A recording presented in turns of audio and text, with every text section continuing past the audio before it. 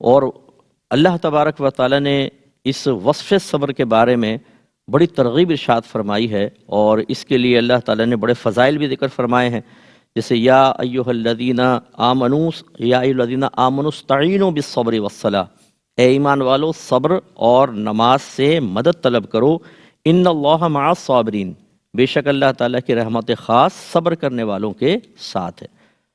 اب یہ خالد صاحب کی ہم زندگی دیکھیں تو صبر سے بھرپور نظر آتی ہے، لیکن پہلے میں آپ کو صبر کی 4 اقسام عرض کر دیتا ہوں تاکہ پھر ہم سمجھیں کہ ہمارے بزرگان دین نے صرف باتیں نہیں کی ہیں، بلکہ وہ بات کم اور عمل زیادہ کیا کرتے تھے۔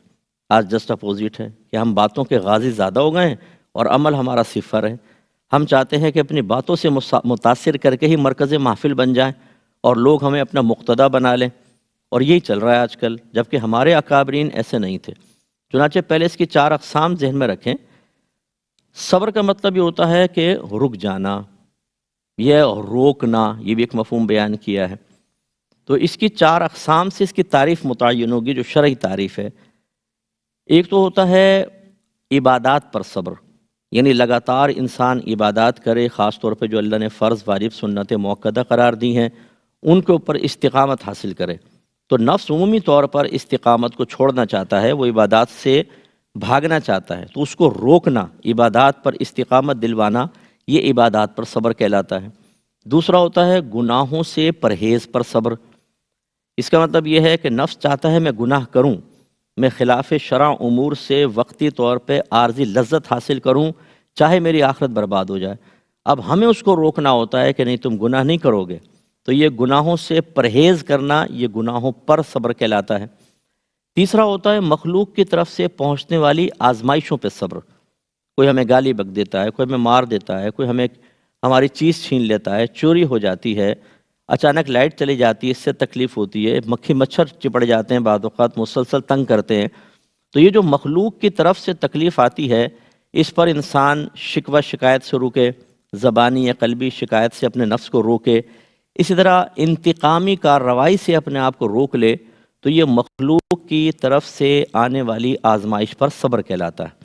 اور چوتھی قسم ہوتی ہے اللہ تعالیٰ کی طرف سے آنے والی آزمائشوں پہ صبر، یعنی اللہ تعالیٰ بعض اوقات ایک تو وہی عبادات اس نے لازم کی، یہ ہم نے ایک مخصوص قسم بنا لی، ورنہ یہ بھی اللہ کی طرف سے ہوتی ہے نا۔ اسی طرح اللہ تعالیٰ منع فرما دیتا ہے یہ گناہ نہیں کرنے ہیں، اپنے حبیب کے ذریعے اس نے بتا دیا، خود اس نے قرآن میں بیان فرمایا، یہ بھی اللہ کی طرف سے ہے۔ لیکن کچھ آزمائشیں اس سے ہٹ کر بھی ہوتی ہیں۔ ہم بیمار ہو جاتے ہیں، ہمارا ایکسیڈنٹ ہو جاتا ہے، چوری ہو جاتی ہے۔ بعض اوقات اللہ تبارک و تعالیٰ اپنی حکمت بالغہ سے ہمیں ایسے گھر میں پیدا کرتا ہے جس میں غربت شروع سے ہم دیکھتے ہیں، تنگ دستی ہوتی ہے، ہماری جائز خواہشات تک پوری نہیں ہو پاتی۔ بہت سے بچے ایسے ہوتے ہیں جو تعلیم ہی حاصل نہیں کر پاتے کیونکہ ان کے ماں باپ افورڈ نہیں کر سکتے، یا کرتے ہیں تو عام اسکولوں میں کرتے ہیں، وہ بڑے اسکولوں میں نہیں جا سکتے۔ بہت سے ایسے ہوتے ہیں جو ہائر اسٹڈی کے لیے باہر نہیں جا سکتے کہ وہ افورڈ نہیں کر سکتے ہیں۔ یہ جو چیزیں اللہ تعالیٰ کی طرف سے آزمائش آتی ہیں، خصوصاً جو ہماری بچیاں ہیں، بعض اوقات سسرال ایسا مل جاتا ہے کہ ساس انتہائی خطرناک، نندیں اس سے خطرناک، اور شوہر سب سے خطرناک۔ اب 3 خطرناک قوموں سے ٹکرانا اس کے لیے ایک بڑی آزمائش۔ تو یہ اللہ کی طرف سے بعض اوقات آزمائش ہوتی ہے، اگرچہ اس میں مخلوق بھی آزمائش بن رہی ہے، لیکن اللہ تعالیٰ نے یہ ازلی فیصلے فرمائے ہوتے ہیں کہ کس نے کس کی کس سے شادی ہوگی اور کیا معاملات ہوں گے۔ بہت ساری چیزیں اللہ تعالیٰ ہماری قدرت و اختیار کے بغیر ہم پر مسلط فرما دیتا ہے۔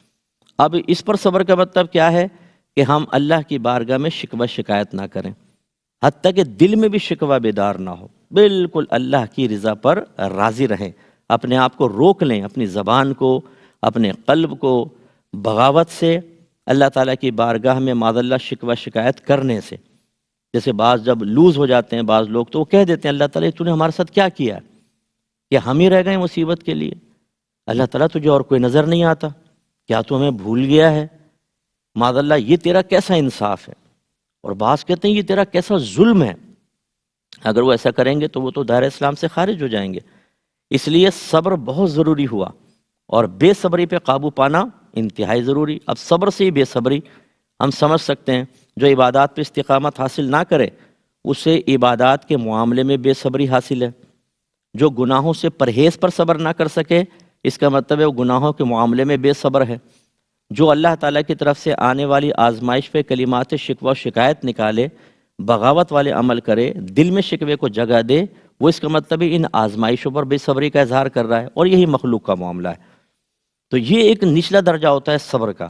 اس سے ایک اپر لیول بھی ہوتا ہے کہ صبر کے ساتھ ساتھ اللہ کی رضا پر راضی رہنا، اتنا ریاضت ایسی کر لینا۔ ایک ہوتا ہے دیکھیں وقتی طور پہ ایک دم شکوہ آیا، آپ نے اس کو دبا لیا کہ نہیں کرنا نہیں ہے بھائی، اللہ کی طرف سے آزمائش ہے، بے صبری ہو جائے گی، میں کافر بھی ہو سکتا ہوں۔ اور ایک ایسا درجہ ہوتا ہے کہ جب کوئی مصیبت آتی ہے تو یہ خیال تک نہیں آتا، کیونکہ شیطان اس کو اس لیے پھر یہ خیال نہیں ڈالتا کہ اس پر بھی اس کو ثواب مل جائے گا، یہ اس پہ صبر کر کے اور مستعد ہو جائے گا، اور اللہ کی اطاعت میں آگے بڑھے گا، اور اللہ کی فرما برداری کرے گا کہ میرے رب کی طرف سے آزمائش آئی ہے، ایک تحفہ ہے، میں اور صبر کرتا ہوں۔ حضرت علی کرم اللہ وجہہ الکریم ارشاد فرمایا کرتے تھے کہ جب 2-3 دن ایسے گزر جاتے کہ کوئی آزمائش نہ آتی تو آپ کہتے کہ گھبرا جاتے، اور فرماتے ایسا لگتا ہے کہ اللہ تبارک و تعالی شاید میرے ساتھ بھلائی کا ارادہ نہیں رکھتا، یہ پریشانی نہیں آ رہی۔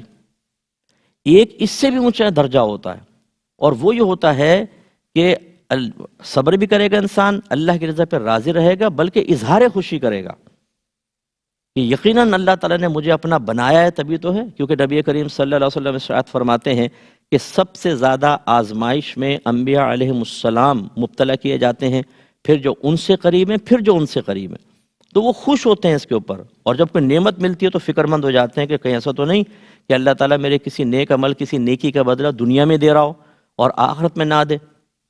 یہ کون اونچا درجہ ہوتا ہے؟